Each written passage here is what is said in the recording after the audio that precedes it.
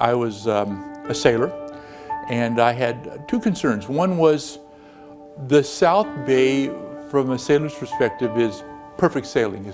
It's big, it's wide, it's warm, steady breezes.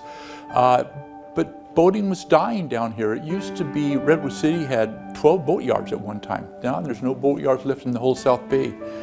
The second reason was, as a director for the Marine Science Institute, we were on a month-to-month lease from Leslie Salt Company, and always worried about our future. It was a great program, took thousands of kids a year out on the bay and taught them marine biology.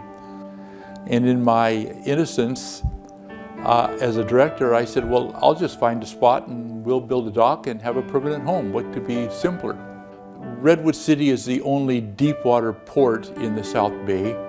And there was one channel in Redwood City here on Westpoint Slough, which was a deep water channel, and on one side was a wildlife refuge, and on the other side was a Bittern pond, which is chemicals left over from the salt farming process.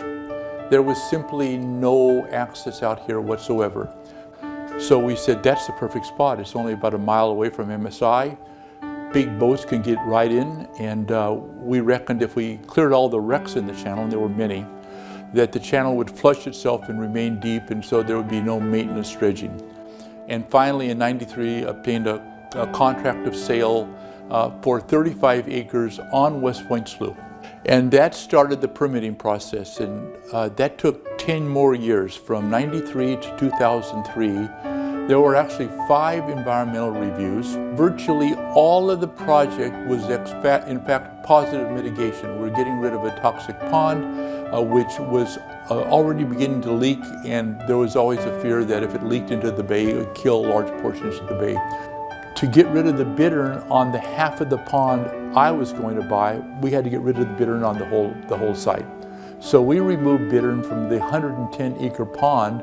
As a consequence, the remainder of the pond has been a roost habitat, and it's been maintained by Cargill for that purpose for the last 16 years. And so I had the support of the Regional Water Board, Boating and Waterways, Fish and Wildlife, and Fish and Game. Redwood City was quite supportive, but very, very careful and diligent in making sure all the right sort of things happened. There was no agency, no organization, no environmental group that didn't support the project. And in 2003, I got the last permit, and we were able to start excavating the Marina Basin. And this hole behind me, which is 26 acres, 25 feet from top to bottom, took 4 years. We were able to open the excavation to the bay, made 26, almost 27 acres of new bay surface, and all 600,000 yards of mud that was excavated was dried, compacted, and used to build the uplands of the site. So it is now a 50-acre project, 24 acres of land, and 26 acres of water. Creating additional bay surface was a big deal. You know, conservation and thoughtful development are not conflicting things. You can do thoughtful development along the shoreline. So what Westpoint Harbor has done is we've added another almost a full mile to the Bay Trail. We've added almost 300,000 square feet of public access, public amenities. We put in 1,000 feet of guest dock, more than any other marina in the bay. We keep an eye on Greco Island for Fish and Wildlife because they don't have a boat to patrol. That was not a requirement, but it's something we did. We're a certified clean marina. We test our water twice a year. It actually tests cleaner than the bay itself.